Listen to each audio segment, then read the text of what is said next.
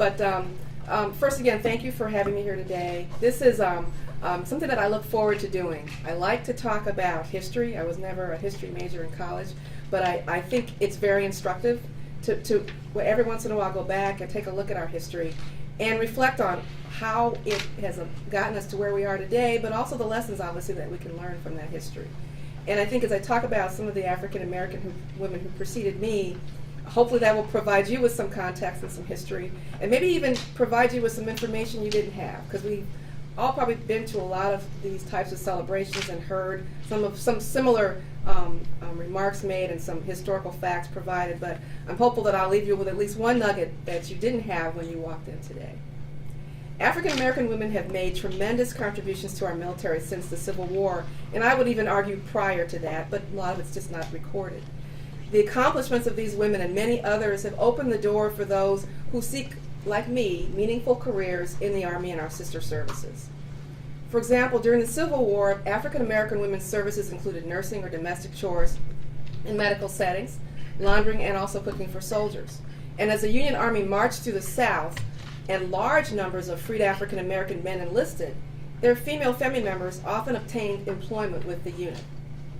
African American nurses are in the record books of both Union and Confederate hospitals.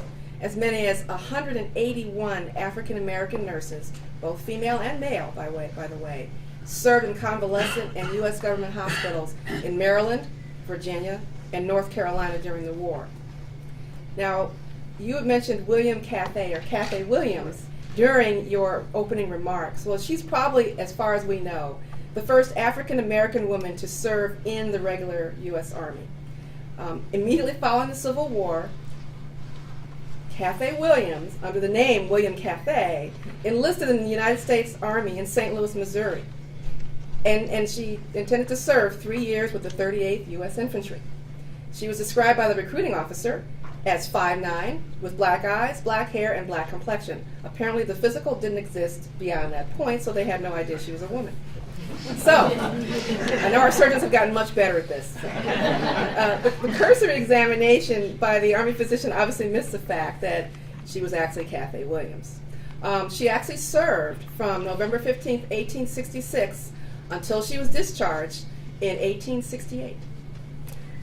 And she received, interestingly enough, a surgeon's certificate of disability. So I guess being a woman at that time was you were disabled. But anyway.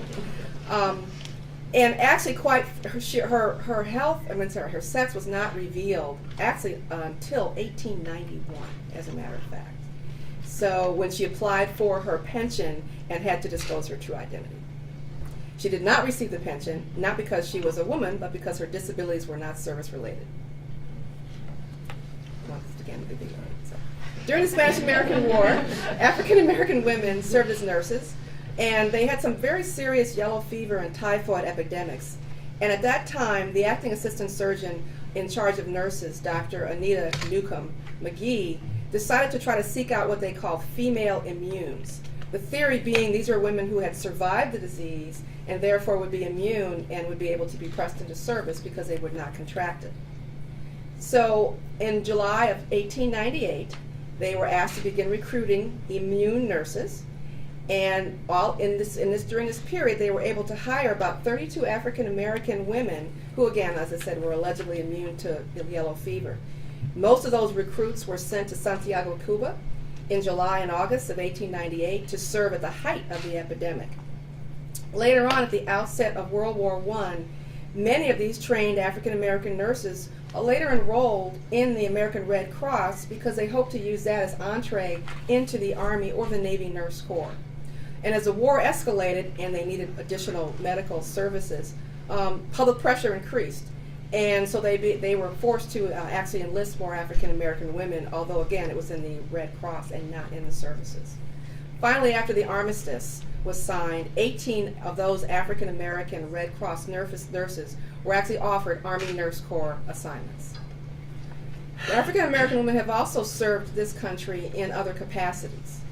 There were 4 African American women who were among 3,500 what they called Y Women volunteers who helped soldiers and sailors overseas because this was at the request of the Army. The Y provided recreation for the American Expeditionary Force by staffing the canteens, doing nursing, sewing, baking, and providing amusement and educational services and activities for the soldiers overseas.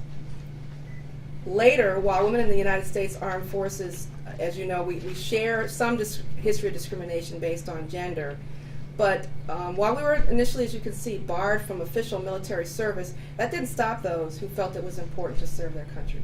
They were not going to let those kinds of barriers prevent them from reaching that particular goal. I'll talk a little bit about accomplishments of Army women. Right now, for example, in the Army Reserve, there's over 42,000 women. We have the highest percentage of women of any of the services. It stands about 23%. But that is no longer an exclusive club. The other services are also experiencing an increase in women who want to serve. Just a couple of examples, people who I kind of regard kind of as my role models, and she may not know this, but there's a Brigadier General Mikey Closter, who is the first woman in the Army Reserve to command a training division. Major General retired Rita Broadway. She was actually the first female cadet to receive an ROTC commission. She was later the first two-star general in the Army Reserve, and she later commanded at the two-star level. And I know she's going to be embarrassed that I mentioned her. She's a great person, and she still serves at USARC on our staff. But you don't have to be a general to be a leader or a trailblazer. There's Rabbi Colonel Bonnie Koppel, who's the first female rabbi in the United States military. And then Sergeant Major Mary Brown, who was the first female parachute rigger promoted to Command Sergeant Major. And lastly, Colonel Shelley Richardson, who was among the first class of women admitted into West Point. And she's been quoted as saying, "I think the role of women in the Army has just gotten better and better." And I would argue that she's right. I think today's military fully understands and values women, and policies are continually evolving. I want to point out, of course, that the superintendent of the Air Force Academy in the history is a woman. I think that was very exciting for me, because I was very excited to hear that. I'd actually thought about going to the Air Force Academy. Sorry, Army. I just thought that the blue uniforms would look better on me. Who knew we were going to change later on in my career? Two African American females were in the first graduating class at West Point that allowed females, the class of 1980. And among the first in that class would be Priscilla Walker from Detroit. She started at the prep school and was prior enlisted Army. And also Joy Suzanne Dallas from Ohio also graduated from the same class. And I had the privilege of meeting one of the black females who was in that first class. She's since graduated, and she still works at West Point and assists with recruiting. And her daughter, coincidentally, is going to be graduating this coming spring. Wow. So she's keeping it in the family. But our chief, General Odierno, has been pretty supportive, and he's been very outspoken about the need for talent. And he says this is just about managing talent. We have incredibly talented females in the military, he has said, and we need that talent. We have to leverage that talent. And pretty soon there's going to be no limit, I think, personally, to what women can and will do for our services. And then one of the last things I want to talk about is diversity, because I truly believe that that's where our strength lies. I think, and I also think in terms of not just diversity, because most people, when you hear that, you think about simple demographics. I think it goes well beyond that. I think it's about inclusion. And I think we have some great examples of inclusion right now in our armed services. As I talked about, inclusion is more meaning, it's no longer odd or unique. It's just this person is the best person for the job, and that's why we selected them. So I would suggest that that's why we have a female superintendent at the Air Force Academy. She was simply the best person for the job.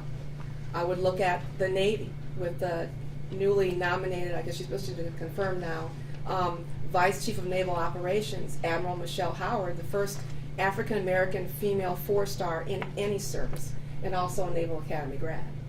I think that's simply about the best person for the job. I've kind of followed Admiral Howard because we both got promoted about the same time, but clearly she's just totally outclassed.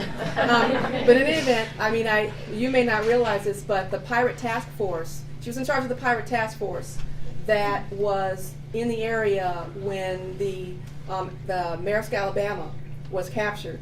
and the SEALs, as you know, went onto the fantail of the ship, and they shot and killed the terrorists. And I know this because I happened to be watching television as they welcomed him on board the ship, and I looked over and I saw Admiral Howard, and I said, "What's she doing there?" I didn't realize she was the task force commander. So again, I think her career is exemplary of being in the right place, doing the job that your service expects of you, excelling at your profession, and you're going to move up the ranks. I think that's what inclusion is about. It's simply recognizing we have to have the best people in the jobs for our military to continue to be the most successful in the world. So we talk about, integration of the armed forces as kind of the watershed moment. I think, as you can see, a lot of things were already happening well before 1948. I've had the opportunity to go to Fort Des Moines, Iowa. Some of you may have never been to Iowa. It's actually a state kind of west of here. And Fort Des Moines, though, is famous because it's one of the places where a lot of women, WOACs, were trained during World War II. And it's significant to me because it's one of the places where African American women officers and enlisted soldiers were trained in the same location. Now, while they were in segregated living facilities, they sat in integrated classes. And this is long before the executive order in 1948. So I think our military, while we haven't done a lot of these things with great fanfare, we recognize that in order to be efficient, in order to be effective, sometimes we have to lean forward. We don't do it, as I said, with a lot of publicity. We simply do it because it's the right thing to do. While as I've noted, there are differences in the way the services have moved toward integration, all were subject to the same demands, fears, and prejudices, and had the same need to use their resources in a more rational and economical way. But all of them reached the same conclusion. Traditional attitudes towards women had to give way to the democratic concepts of civil rights. And if integration now seems inevitable to a lot of the people in this room because you've never lived with anything else, you have to understand and kind of remember, it's important to remember that there was a lot of opposition, there were a lot of problems that had to be solved, and a lot of people had to work together so that we are at the point we're at today. I think the gender integration, as we go forward and we push forward into some new and uncharted territory in that regard, I think, again, we're going to realize that while it's difficult and it's going to be hard, at the end of the day, it's going to benefit us as a service, because I think we all recognize that we have a shrinking pool of recruits to draw from, because we've got an epidemic of obesity in this country. We have individuals who, for one reason or another, are not academically qualified to join our services. And some may have behavioral health and other issues that don't make them suitable for service. So we're looking at least in the Army, only 1 out of every 8 young people is eligible, I'm just saying eligible, to be a member. And so once we get through and we winnow that down, we get to a very small subset of people who are suitable for military service. So it's important to leverage everybody we can and to recruit widely so that we can continue to meet our mission of providing national security. I mentioned Fort Des Moines to you a little bit ago, and I said it happened prior to 1948. It did. It happened in 1942. And in that group, there were 125 enlisted women and 440 officer candidates, and out of that number, 40 were black. And they'd been selected to attend the officer candidate school there. And after OCS, however, of course we know those black and white officers, female officers, were segregated. But out of that have come some incredible leaders. A unit that you may never have heard of was the 6888 Postal Unit. You may have seen some photographs of them and not realized it, but it's a picture of about a platoon or maybe a company-sized group of African American women marching down the streets of Paris after the victory. But they were sent over because, and I think this happened in our last conflict, our postal system, our military postal system was totally hosed. So they were sent over to try and fix the backlog, to clean it up. And they did so in record time and even exceeded the metrics that had been set for them to meet. And then they did a wonderful job. And again, their expectations, the bar might have been a little bit too low, but they well exceeded that. And if you go to the Women's Museum at Fort Lee, they have a display there that's dedicated to them. And I suggest that you go take a look at that. It's very enlightening. Women have also, by the way, graduated from some of the most rigorous leadership courses offered by the military. And this is a little known fact, perhaps not to some of the people who are in the Army, but to maybe to some of you in this room. We have a course that's called the Sapper Leader Course. It's extremely rigorous, and it's, although women have taken it since it opened in 1999, it focuses on engineer-specific tasks, some very specific infantry skills, mountaineering, airborne and air assault operations, and they're trained to lead sappers to complete their mission despite these kinds of obstacles. So we've had women who've taken the course, and although they cannot wear the sapper tab, they get to note that in their records. And again, it simply suggests to me that, you know, as we look at those kinds of accomplishments, it kind of paves the way for us to move to the next level in our Army. And lastly, I want to say, we can't forget the members, the female, African, and other ethnicities, the women who have served proudly in our last couple of conflicts.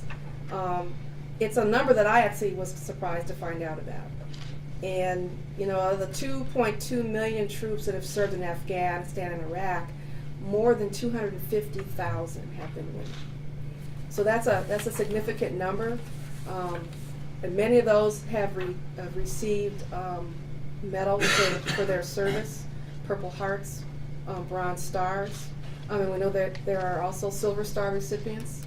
So I think, again, it's a rich history, and as I said earlier, it's important to learn from that history because it informs the things that we're not only doing today, but it informs, I think, the things we're going to be able to do in the future. If we are open to change, and we all know change is scary, and I think that we will ultimately, at the end of the day, be a better military, continue to lead the way amongst our partners around the world in terms of how we comport ourselves, how we are inclusive, as I said, not just diverse, but we are truly inclusive. And, you know, I'm just very proud to be a member of an organization that has this particular history.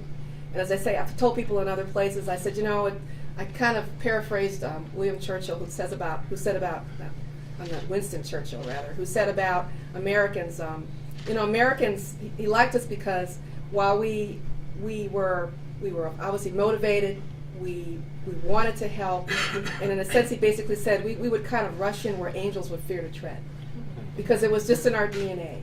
It was because we felt so strongly that we wanted to help, we wanted to support, and we thought it was the right thing to do, so by golly, we were going to go in there and do it.